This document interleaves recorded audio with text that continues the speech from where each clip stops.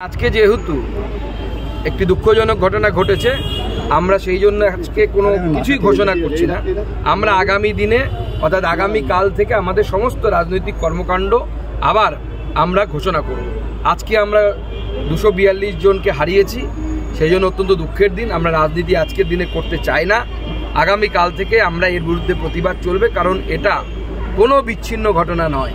আপনারা যদি মনে করেন যে ডায়মন্ড হারবারের মহেশতলার রবীন্দ্রনগরের ঘটনাটা বিচ্ছিন্ন ঘটনা, তাহলে মূর্খের স্বর্গে বাঙালি বাস করছে। এই ঘটনা একই পদধ্বনি শোনা যাচ্ছিল এই ঘটনার মতোই মুর্শিদাবাদে, মালদায়, বেলডাঙ্গাতে এবং হাওড়ার অঙ্কুরহাটি থেকে বিস্তীর্ণ এলাকায়। উদ্দেশ্য একটাই, হিন্দুরা যেখানে সংখ্যালঘু তাদেরকে অত্যাচার করে তাদেরকে সেই এলাকা থেকে বের করে দেওয়া, এরকম একটি ফ্যানাটিক শক্তি, সাম্প্রদায়িক শক্তি কাজ করছে। আর মাঝে মাঝে মমতা বন্দ্যোপাধ্যায়ের থেকে মুসলিম ভোটাররা সরে গেলে মমতা বন্দ্যোপাধ্যায়ের দলও এই ধরনের দাঙ্গা লাগানোর চেষ্টা করছে, যাতে মুসলিম ভোটটাকে কনসলিডেট করা যায়।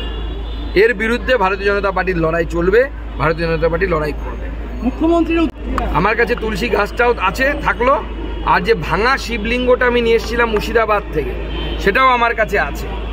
মাননীয় মুখ্যমন্ত্রী যদি নিতে চান ভালো, নাহলে যেদিন উনি বিরোধী দলনেত্রী হবেন, হয়তো এরপর হেরে গেলে তো উনি বিরোধী দলনেত্রী হবেন, সেদিন উপহার স্বরূপ আমাদের সরকারের তরফ থেকে এই দুটো পাঠানো হবে। সুকান্তদা, যেখানেই উত্তেজনার ঘটনা ঘটছে বা এই ধরনের ঘটনা ঘটছে, সেখানে পাল্টা বিজেপিকে দোষারোপ করা হচ্ছে এবং আরএসএসকে দোষারোপ করা হচ্ছে। দেখুন, আজকে আমি এই বিষয়টিও আপনাদের সামনে স্পষ্ট করতে চাই। আমি এখানে বসে থেকে যে খবর নিয়েছি, পুলিশ তার অপদার্থতার দায় আরএসএস এর উপর চাপানোর চেষ্টা করছে, বিজেপির উপর চাপানোর চেষ্টা করছে।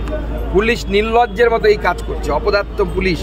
বাংলায় বলে না, নাচতে না জানলে আঙন টেরা, উঠোন টের বাঁকা, সেই অবস্থা এই পুলিশের হয়েছে। এই পুলিশ কাজ করতে জানে না, চুল বাঁধতেও জানে না, নাচতেও জানে না। এই পুলিশ অপদার্থ পুলিশে পরিণত হয়েছে। মমতা বন্দ্যোপাধ্যায়ের বাড়ির পদলেহন, এবং এই পুলিশ শুধুমাত্র হাওয়াই চটি চাটতে পারে। সেই জন্য আজকে আমরা হাওয়াই চটির একটি ছবি সেটা পুলিশকে উপহার দিয়েছি। ধন্যবাদ।